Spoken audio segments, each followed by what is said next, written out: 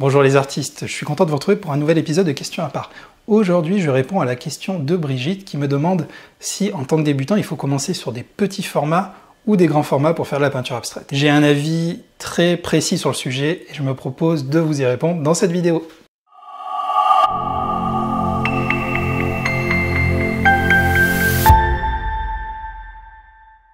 Alors Brigitte, excellente question. Voici une fois de plus une erreur que l'on fait quand on est débutant. On voit un beau tableau qui nous plaît, on se dit tiens j'aimerais bien le refaire. Donc généralement c'est des grands tableaux que vous allez pouvoir voir en musée ou dans une expo, je ne sais où. Et vous vous dites bah, tout simplement ça n'avait pas l'air trop compliqué, je vais faire pareil, je vais me lancer. Bon, l'idée est intéressante parce que c'est peut-être ce qui va vous permettre justement de passer un cap et de faire le premier pas. Le souci c'est que donc vous achetez une grande toile.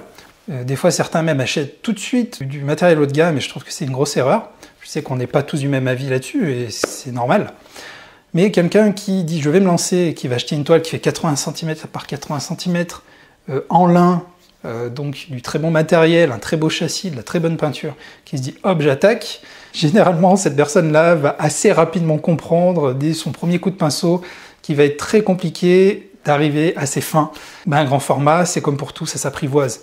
Il faut du temps, il faut de l'expérience, il faut une certaine maturité dans la pratique de votre art, de la peinture acrylique.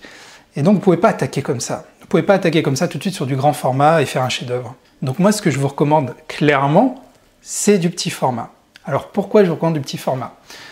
Et le coût. Forcément, le coût. Entre un petit format 30 cm par 30 cm et quelque chose qui va faire 1 mètre par 1 mètre, en coton, voilà, je vous laisse imaginer la différence de prix qu'il va avoir.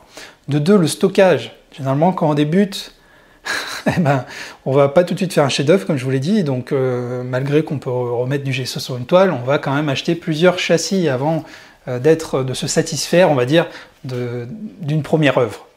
Donc ça prend de la place. Donc autant travailler sur un petit format.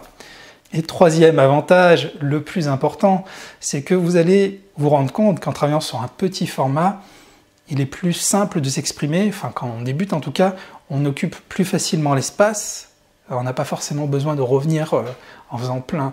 Le problème du grand format quand on commence, c'est qu'on a envie de tout occuper, on ne sait pas comment occuper l'espace, comment gérer les différentes zones de votre tableau, etc. Donc sur un petit format, ça vous enlève déjà un peu cette contrainte-là.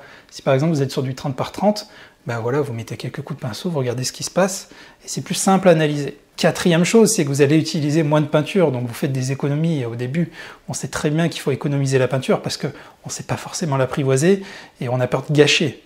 Donc autant mettre toutes les chances de votre côté, commencer avec du petit format. Donc voilà Brigitte, c'était mon point de vue. Alors bien sûr, ça n'engage que moi. J'espère que j'ai bien répondu à votre question et que c'est plus clair pour vous et que j'aurais pu vous aider à ce niveau-là. Vous autres, si vous avez aimé la vidéo, n'hésitez pas à cliquer sur le pouce levé et à mettre un commentaire en dessous de la vidéo. Je vous remercie encore et je vous dis à très bientôt pour une autre vidéo.